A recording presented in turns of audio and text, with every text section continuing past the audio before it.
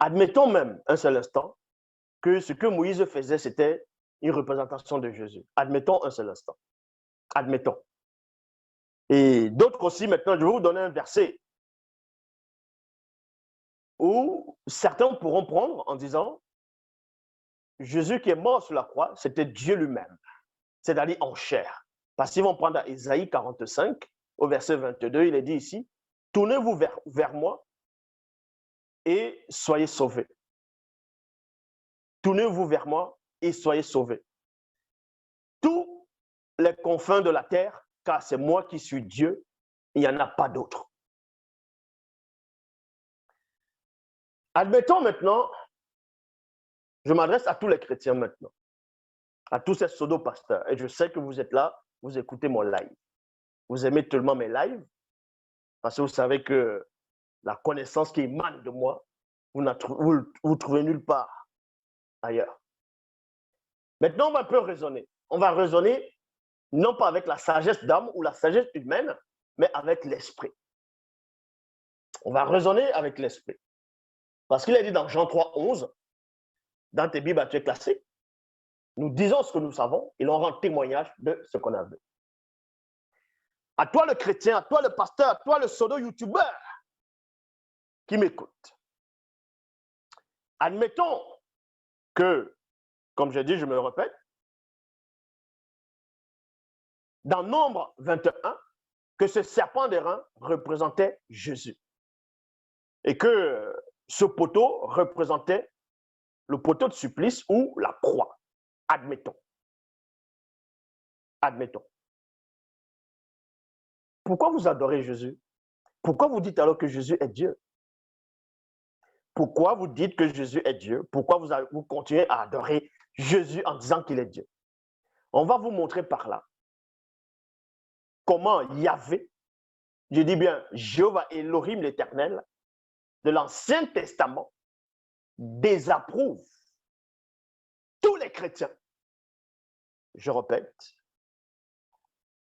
on va vous montrer comment Yahvé, Adonai, Jéhovah, Elohim, ton Dieu, ton fameux Dieu à toi, te désapprouve, toi qui acceptes Jésus comme Dieu lui-même. Toi qui adores Jésus, Dieu te désapprouve.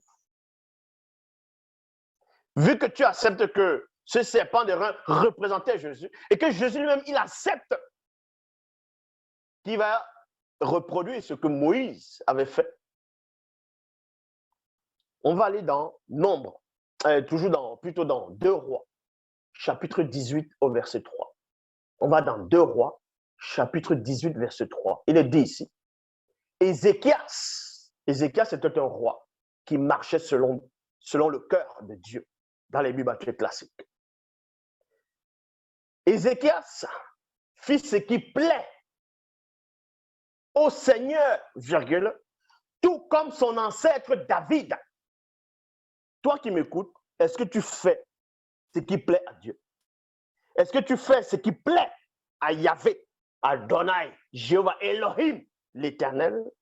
Est-ce que Dieu t'a déjà donné cette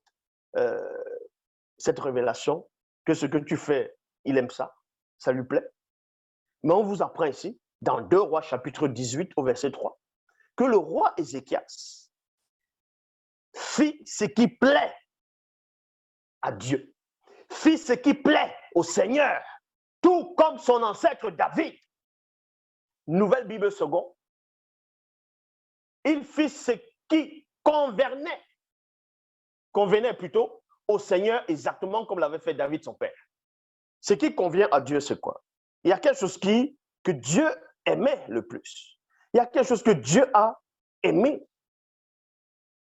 Et le roi a réalisé cela. On va vous montrer ce que le roi a fait et ce qui a plu à Dieu. Et ce qui a plu à Dieu au temps du roi Ézéchias, vous les chrétiens, vous faites le contraire. Parce que ce que vous faites Dieu, ça ne lui plaît pas. Ça ne lui plaît pas. On va vous montrer pourquoi. Dans 2 Rois, chapitre 18, verset 4, on va vous expliquer pourquoi Dieu a aimé le geste, le comportement du roi. Ce qui a plu à Dieu, on va vous montrer ce qui a plu à Dieu ici. Dans 2 Rois 18, verset 4, Bible en français courant, c'est lui qui supprima les lieux consacrés aux divinités, virgule. Donc, il a brisé les lieux qui étaient consacrés à l'idolâtrie, c'est-à-dire aux divinités, aux faux dieux. Ça a plu à Dieu. Et ce n'est pas tout. Il brisa les pierres dressées et qui coupa les poteaux sacrés de la déesse Ashéra. La déesse Ashéra, d'autres vont... quand vous lisez l'histoire de la déesse Ashéra plutôt, c'est une déesse de la fécondité et de la fertilité. La fertilité plutôt. Il mit aussi en pièces le serpent de bronze que Moïse avait fabriqué. En effet, jusqu'à cette époque-là, les Israélites brûlaient des parfums pour ce serpent qu'on appelait Ashusha. Donc, ça veut dire quoi? Vous qui dites que Jésus est Dieu, qui était sur la terre, qu'il est mort sur la croix, et vous l'adorez, vous adorez un homme qui était sur la terre, selon vous dire à vous. Vous adorez ce personnage-là, qui était inventé au Moyen-Âge, certes, vous l'avez adoré, vous continuez à l'adorer. De même que le peuple d'Israël, à l'époque de Moïse, quand les serpents les ont mordus, ils ont regardé le serpent des reins, que selon vous représente Jésus, donc représente les chrétiens, représente l'humanité actuelle. Et quiconque va regarder ce serpent, donc quiconque va accepter Jésus, va voir la vie éternelle. Voilà ce que Jésus dit à Nicodème. Vous voyez que ça, ce sont des hérésies, des torchons. Mais on vous apprend que le peuple d'Israël a commencé à adorer ce serpent-là, des reins.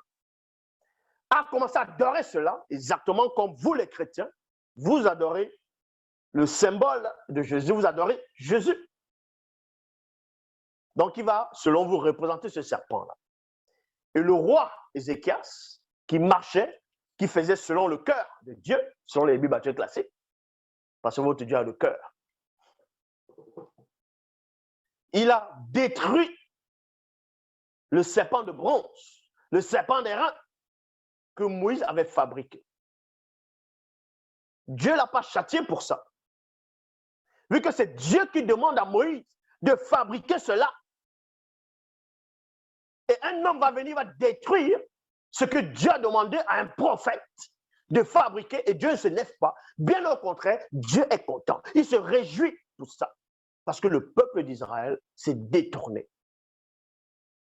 De même que vous, les chrétiens, vous adorez des choses que vous ne maîtrisez pas, que vous ne connaissez pas.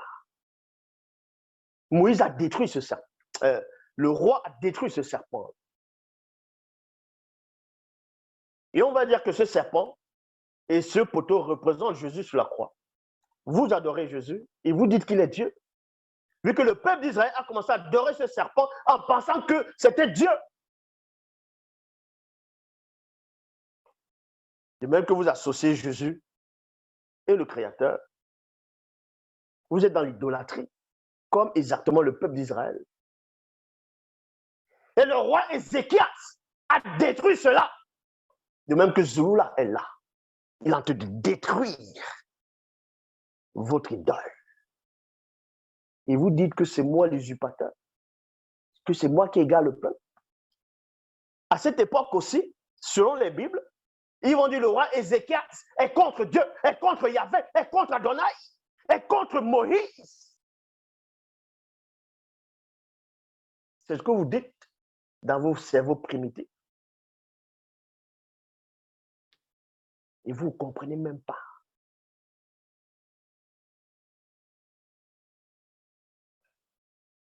Traduction du monde nouveau, on appelait le serpent idole en cuivre.